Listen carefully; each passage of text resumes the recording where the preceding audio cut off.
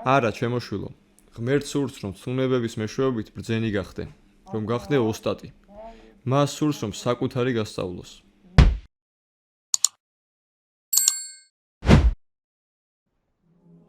ეკლესიისა და უდაბნოს ყველა დიდმა მამამ გაიარა ამ არხში, ცნუნების ამ ღუმელში. ახალგაზრდა მონაზონი ეწვია ყველაზე გამოცდილ ბერს. ამ ახალგაზრდას ძალიან დიდი ცნუნებები ჰქონდა, ამ ღუმელში იწვოდა. მივიდა ბერთან და აღიარა მასთან თავისი ცნუნებები და მიიღო მისგან რჩევები. მან უთხრა: მამაო, გევედრები, დამეხმარე, ძალიან დიდ ცნუნებებში ვარ. გვიწვი, ჯოჯოხეთურ მდგომარეობაში ვარ, სასოწარკვეთილებაში. რა უნდა ვქნა?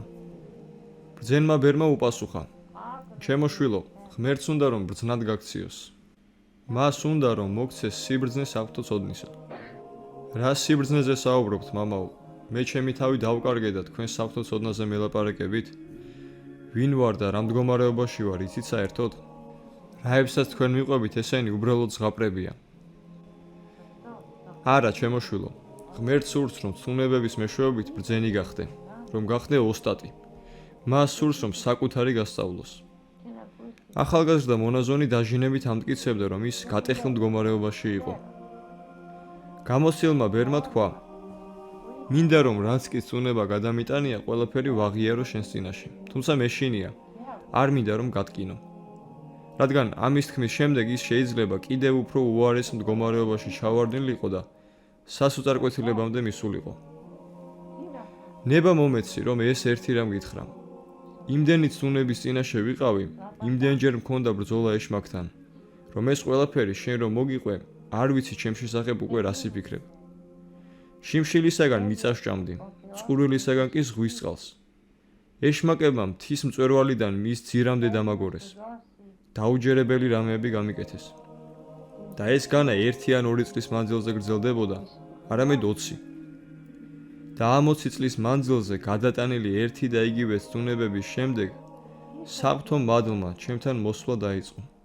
ნაბიჯ-ნაბიჯ, ყოველ წელს მადლი უფრო და უფრო უხვად მოდიოდა. და 4-5 წლის შემდეგ უკვე ვეღარც კი ვწვდებოდი მადლის ამ სიუხვეს. ლოცვისას ხელები ცად აღვაპყრე და მაშინვე მე აღმოჩნდი საღვთო ექსტაზის მდგომარეობაში. სიტყვებით ვეღარ ვამბობდი დიდება ღმერთს და მე ჩემს თავს ტოვებდი. ამის გამო ვერ იდებოდი სხვა ძმებთან ერთად ლოცვას, რომ ეს მდგომარეობა არ შეემჩნიათ.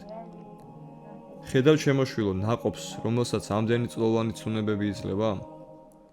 შენ კი ჯერ ახლა დაიწყე ბრძოლა და მეუბნები, რომ სასოწარკვეთილებაში ხარ. ამ სიტყვების შემდეგ, რაც ბერმა ახალგაზრდა მონაზონს უთხრა, უეჭველია, რომ ის გაძლიერდა და მოიკრიბა სიმამაცე ბრძოლისა, ვიდრე მასთან საღვთო მადლი არ მოვიდოდა. ეს ბერი იყო მუდმივ ბრძოლაში, ის იყო ამ კანონიერ ბრძოლაში და ვარჯიშში და სწორედ ამიტომ ღმერთმა მასზე თავისი მადლის გადმოღვრით უპასუხა.